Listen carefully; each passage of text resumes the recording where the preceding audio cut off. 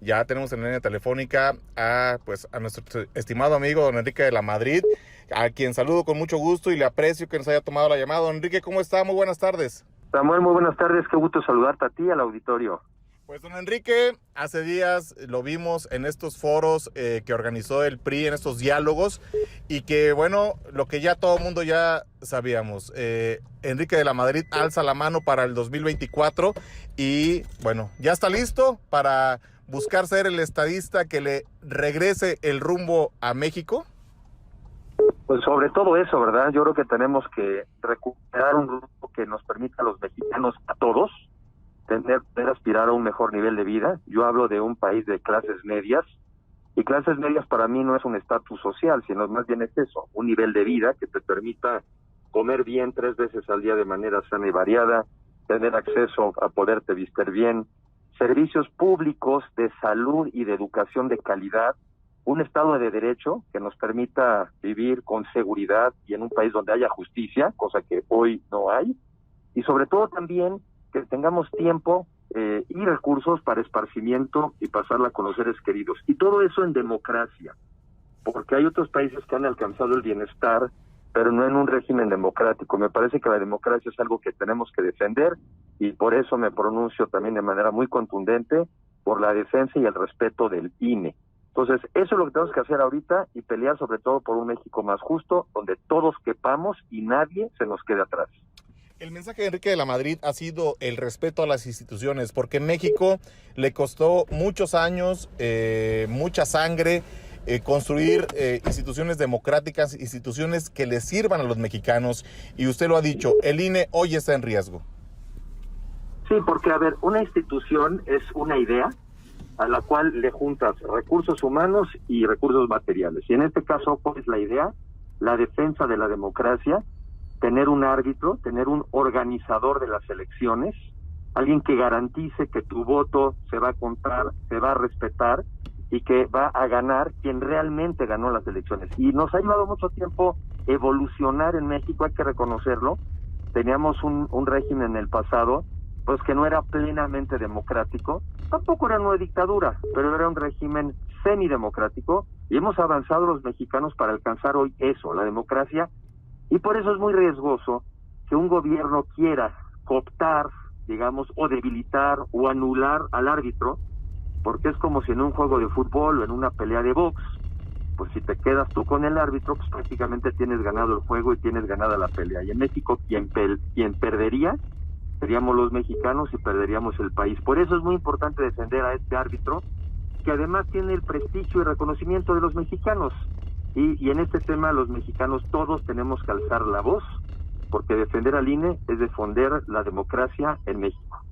Estamos pasando de esas etapas que pues tiene un país, en el caso de México pasamos de la dictadura perfecta que decía Vargas Llosa a una democracia imperfecta. Hoy estamos a punto de regresar o entrar a una etapa de un fascismo beligerante, de un fascismo de un solo hombre, y que nos puede generar 100 años de regresión, don Enrique.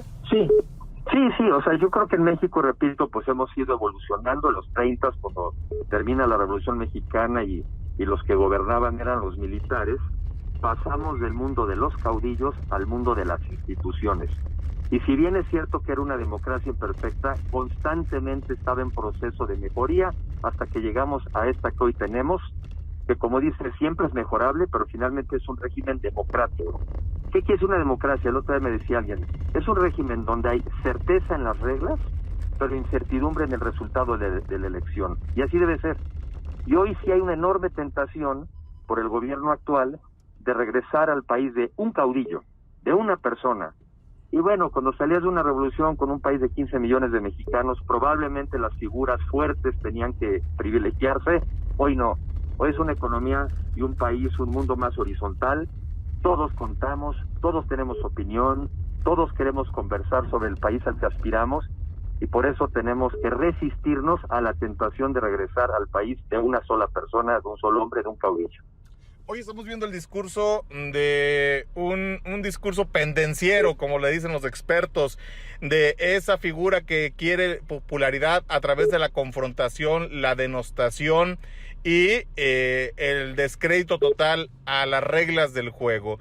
México puede o está en un escenario ya en la rayita similar a lo que fue Venezuela, a lo que pues para muchos pasó en Bolivia. ¿Cómo lo vislumbra don Enrique de la Madrid? Sí, o sea, vivimos en un mundo, y también tiene su explicación, donde muchas personas se han venido quedando atrás, donde no hemos sido capaces de repartir la riqueza con mayor equidad, donde hay mucho encono, donde hay mucho coraje, mucho resentimiento, y eso es comprensible. Lo que no es comprensible es que un líder manipule a esa gente enojada y la polarice y trate de explicarles el mundo a partir del rencor y del coraje y decir, mira, tú estás mal porque esos son los que te han hecho mal. Tú estás mal porque esos han abusado de ti. Es muy fácil que una persona cuando está, repito, en esta sensación de abandono, caiga en esa trampa de la manipulación, pero no es por ahí por donde vamos a salir adelante los mexicanos. Más bien, yo lo que digo es, reconozcamos esas desigualdades y comprometámonos como mexicanos a que vamos a trabajar para que nadie se nos quede atrás. Pero solo juntos es que vamos a salir adelante. Peleándonos no hay forma que a este país le vaya bien, no hay forma que la gente incluso más pobre o más modesta le vaya bien en un país en pleito. Y por eso hay que resistir el pleito y busquemos más bien la unidad entre todos los mexicanos. Los políticos en México les falta grandeza humana para reconocer las virtudes, los valores de un liderazgo que pueda conjugar esto que usted nos señala. La grandeza de México está en su gente, en liderazgos que vean a varias generaciones, no a un periodo, no a un sexenio. Bueno, yo creo que todos tenemos que ser más generosos. Yo también hablo de un México generoso. Este no es un tema nada más de políticos. Creo que todos los mexicanos tenemos que ser más solidarios con aquel que se nos fue quedando atrás. Todos. Y todos contamos y todos podemos hacer algo por alguien. Entonces, la generosidad no debe de estar solamente en el mundo político o en la sociedad. Todos tenemos que ser mexicanos más generosos y si así lo somos, a todos nos va a ir mejor. O sea, a todos nos va a ir mejor en un país donde eliminemos la pobreza extrema, donde eliminemos el hambre y donde realmente nos dotemos de capacidades para que cada quien sea en la vida quien quiere ser. Ese es el México al que debemos de aspirar y ese México que podemos alcanzar. Don Enrique, hoy estamos ante un México en donde ya se acabaron las reservas, los guardaditos que se hicieron durante casi 20 años. Estamos en la antesala de lo que dicen los expertos, puede ser una crisis peor que la del 94, una recesión económica mundial, pero sigue habiendo números alegres. ¿El peligro de una crisis económica ya está latente en México para el 2023 y 2024? Pues bueno, lamentablemente sí, porque, o sea, sí se han venido mermando las finanzas del gobierno, se han venido quemando los ahorros que se habían venido generando en el pasado. A mi juicio se están haciendo inversiones en algunas obras que no son ni atractivas financieramente, ni siquiera le van a servir mucho a los mexicanos. Y entonces cuando estás así más vulnerable, pues cualquier fenómeno externo te puede afectar. Y sí se habla en general de que pudiera venir una recesión en el mundo y eso pues acabaría de afectarnos porque para cuando termine este cuarto año de gobierno el crecimiento económico del país es negativo. O sea, no hemos alcanzado el tamaño de la economía de cuando éramos 2018 y si lo vemos por habitante tenemos ingresos del año 2014, hemos perdido prácticamente 8 años de ingreso. Entonces sí, este país está más vulnerable y por eso pues hay que resistirnos todavía, además de eso, pues a meterle este problema de el riesgo de perder la democracia. Pero yo me gusta siempre también terminar en un tono optimista y positivo, y es que en el mundo están pasando muchas cosas que le pueden ayudar a México. El conflicto China-Estados Unidos debería traducirse en más inversiones en México.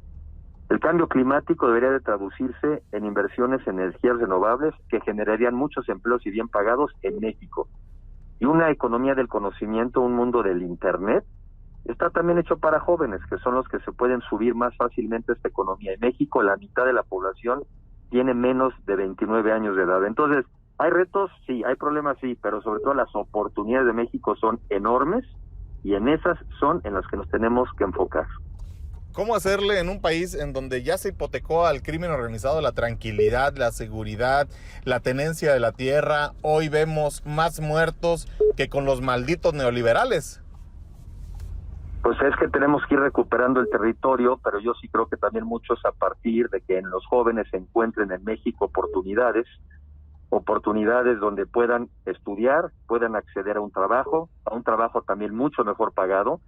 Yo vengo reclamando de que en México tenemos salarios muy bajos y entonces a los jóvenes, si no ven oportunidades, pues a muchos de ellos los vas orillando a tomar un camino equivocado. Entonces en la vida mucho también es por oportunidades y ese es también mi enfoque. Vamos a trabajar en las oportunidades para que los que las quieran aprovechar puedan salir adelante. O sea, yo veo en todos estos problemas, veo oportunidades también de hacer las cosas mejor. Y habrá que ir recuperando territorio por territorio, pedazo de país por pedazo de país, pero sí se puede. ¿Se ve en la boleta don Enrique de la Madrid? Bueno, eso ya no va a depender de mí. Donde sí me van a ver, por lo menos en los próximos meses, es con la plena convicción de crear una alianza, un frente amplio de partidos políticos, de ciudadanos, y sobre todo con esta narrativa de este México mejor. Y sí, también advertirle a los mexicanos que un mucho peor México también es posible si nos descuidamos. Pero quiero hacer más énfasis en el México mejor al que podemos construir si nos ponemos de acuerdo, y ese es donde yo voy a estar trabajando. Nos vemos en el escenario de Venezuela. Hoy estamos viendo a muchos hermanos venezolanos en su peregrinar por el país con la esperanza del sueño americano. Una Venezuela que en antaño fue ejemplo de exportación petrolera, de riqueza, de abundancia, y que hoy pues nos está dando el reflejo de que los gobiernos populistas no son la panacea prometida, don Enrique. Bueno, a ver, claramente estamos como generación en una disyuntiva muy clara.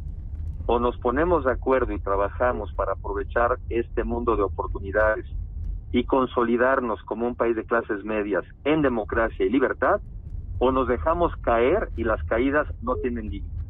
Sí, efectivamente, hace 15 años, por ejemplo, un dato duro, hoy en día el tamaño de la economía de Venezuela es como el 20% de lo que algún día fue. O sea, es un país ya raquítico, chiquito, donde mucha gente ha tenido que emigrar, donde no hay oportunidades y donde la pobreza se generalizó y se perdió la democracia. Entonces, yo quiero sí, claro, poner sobre la mesa, podemos ser mucho mejor o nos dejamos caer. Y para mí la opción nomás es una, ¿no? Trabajar por este México justo, incluyente, próspero. Ahí es donde está la apuesta a los mexicanos, ahí es donde hay que focalizarnos. Pues don Enrique, un gusto haberlo tenido en este espacio de noticias, en esta región de la Huasteca que usted pues muy amablemente apoyó de manera pues incansable desde la Secretaría de Turismo, y sobre todo pues que es un amante de Tamul, del sótano de las golondrinas y de las cascadas del Naranjo. Por aquí era un visitante recurrente, don Enrique. Una zona maravillosa del país que realmente tuve la oportunidad de conocerla como secretario, de disfrutarla y además de ser absolutamente un admirador y bueno, promotor de que el resto de los mexicanos y obviamente otras personas del mundo conozcan esta zona tan preciosa que tenemos en México, y espero estar también por allá próximamente.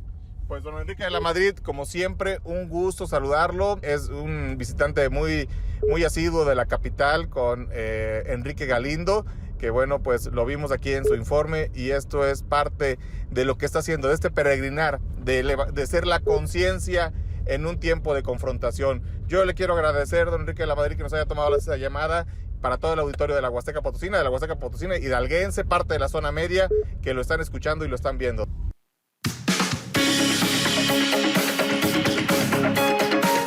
Sigue con nosotros en emsavalles.com Radio.